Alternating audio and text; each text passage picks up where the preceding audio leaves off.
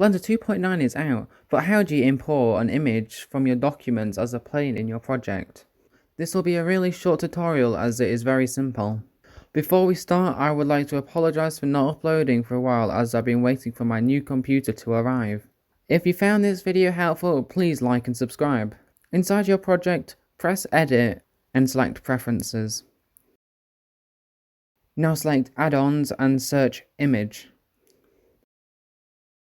You will now see an option to activate a pre-installed add-on called Import Images as Planes. Check the box and head into your project view.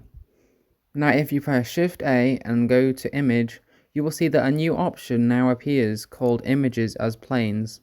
Select that and choose the image you want to use inside your documents. This will import the image into your project. If you cannot see it, make sure to go into Material View.